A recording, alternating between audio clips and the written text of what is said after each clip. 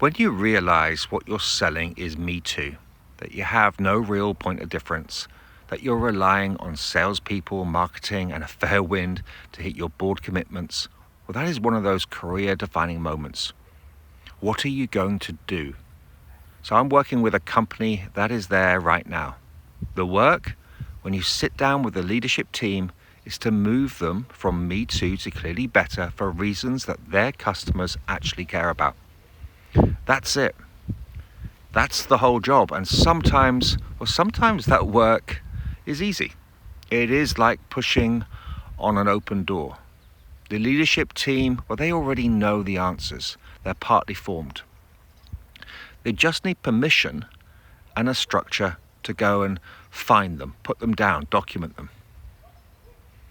Other times it's hard. The team is defensive.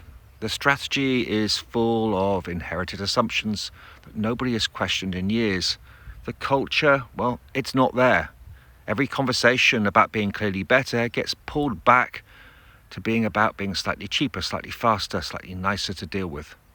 And none of those get you out of the Me Too trap. The one I'm working with this week is the hard type. When the work is hard, framing matters more than anything else.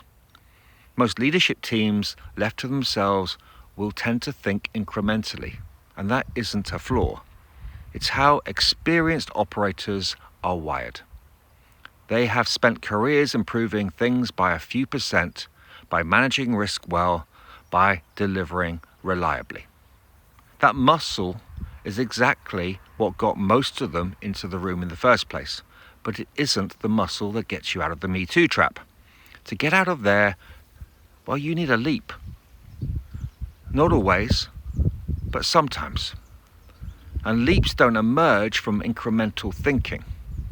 They come from a different kind of question. So you prime the minds in the room to think differently before you ask anything. You prepare.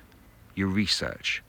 You understand what the team actually believes about their customers, their market, their competitors.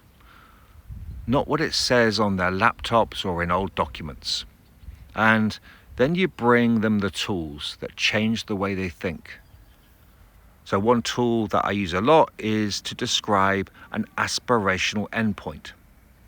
Then ask what would need to be true to get there. So for example, to build this thing in half the time and for half the cost, what would need to be true? So that question works because it doesn't ask the team to be incremental.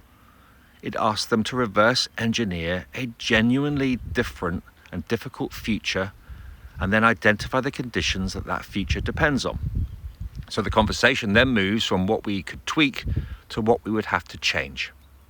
It's a small reframe, and the conversational distance it covers, though, is enormous. Another one is to state the underlying hypothesis explicitly. So for example, we believe that our customer wants X because of Y, and what would make them always choose us over everyone else is Z. Once that is on the table, it stops being a strategy. It starts being a hypothesis. And importantly, a hypothesis can be tested without building anything, without committing real resources, often within a week, by going and talking to the customers that it's built around. And most strategies, well, they never get tested at this level. The hypothesis, well, that stays buried in the deck, and it's treated probably as a given. Surfacing it and being willing to genuinely test it is one of the highest leverage moves a leadership team can make.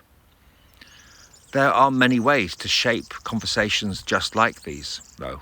So, for example, inverting the question. If we wanted to lose this customer, what would we do? And noticing which of those things we are already doing. Drawing the value chain and asking where the customer actually feels the difference. Each one is a tool. None of them work in every room. This is the craft of facilitation. It's about having a complete toolbox, knowing what each tool is for. Reading the room, being willing to set one tool down when it isn't working and pick another up. It is the same craft as any other. You only get good at it by doing it, watching what lands and getting better at the next one. The end result, when the work goes well, is always the same shape. A strategy and a set of goals that move the company from Me Too to clearly better. A team that is engaged, that believes, that knows the obstacles and is ready to do what's needed. This is why I love what my team and I do. It's also why I think most leaders love leading. It's exciting, not boring. It's about change, about winning, about making smart bets when the future is uncertain. It's about being in the fight. It's the part of leadership that's worth doing.